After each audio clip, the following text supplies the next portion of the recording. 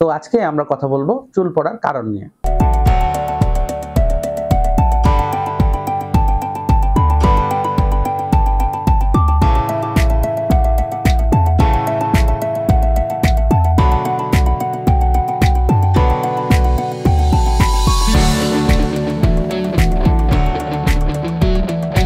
আসসালামু আলাইকুম। আমি ডাক্তার মোহাম্মদ আলমগীর রেজা। আমি একজন চর্ম যৌনরোগ বিশেষজ্ঞ। আমি কাজ করি রাজশাহী মেডিকেল কলেজ এবং doctor Alamgir Reza skin and sex research centre, যেটা আমার নিজস্ব সেন্টার, এবং doctor Alamgir Reza hair research and PRP সেন্টারে। তো আজকে আমরা কথা বলবো চুল পড়ার কারণ নিয়ে। চুল পড়াটাকে যদি আমরা ব্রড স্পেকট্রামে ভাগ করি তাহলে কয়েকটা ভাগে ভাগ করতে পারি। প্রথমত আমরা যেটাকে বলতে পারি সেটা হচ্ছে টেলোজেন ইফ্লাভিয়াম। টেলোজেন ইফ্লাভিয়ামটা কি?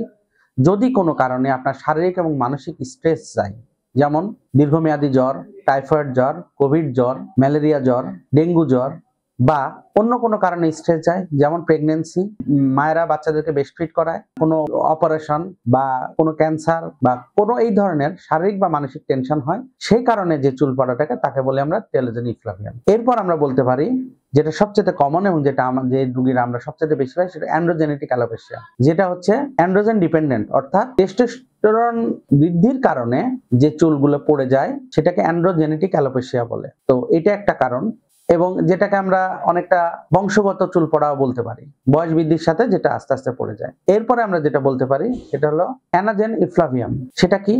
সেটা কোনো ক্যান্সারের রোগী যদি ক্যান্সারের কেমোথেরাপি বা রেডিওথেরাপি নেয় তখন যে চুলটা পড়ে সেটাকে বলে অ্যানাজেন ইফ্লাভিয়াম।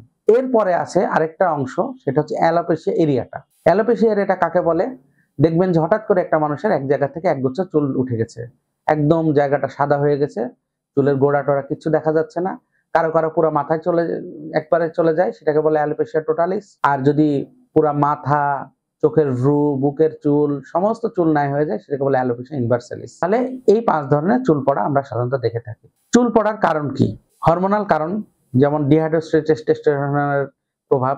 দ্বিতীয় হলো জেনেটিক, বংশগত, বাবার বা মামার বা বংশের লোকজনের ছিল সেখান থেকে। একটা হচ্ছে পুষ্টির অভাব, যেটা আমরা আগে বলেছিলাম টেলোজেন ইফ্লাভিয়ামের কারণে, পুষ্টির অভাব, জিঙ্ক, আয়রন, ভিটামিন ডি। আচ্ছা, হরমোনের মধ্যে আরেকটা গুরুত্বপূর্ণ, সেটা হচ্ছে যে থাইরয়েড হরমোনের অভাব, এবং আমাদের যে স্ট্রেসফুল লাইফ এবং ঘুমের অভাব, প্রপার ডায়েটের অভাব।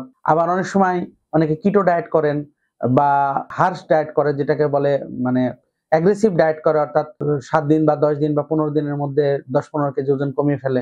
এই ডায়েটের কারণে অনেক সময় কিন্তু চুলে হিট ব্যবহার করলে, চুলে কোনো কেমিক্যাল ব্যবহার করলে সেসবের কারণেও চুল পড়ে যেতে পারে। এগুলোই মূলত চুল পড়ার কারণ। চুল পড়া রোধ করতে কি কি করা যেতে পারে? একটা হচ্ছে যে চুলটাকে পরিষ্কার রাখা, কোনো হার্শ শ্যাম্পু ব্যবহার না করা।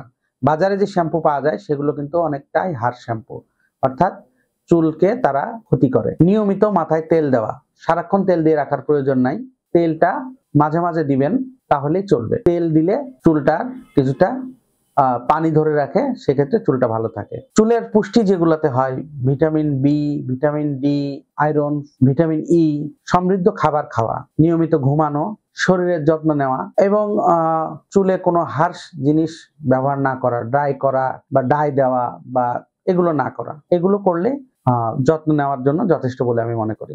চুল পড়া রোগ কি ভালো হয়? হ্যাঁ, ভালো হয়। চুল পড়া কমানো যায়।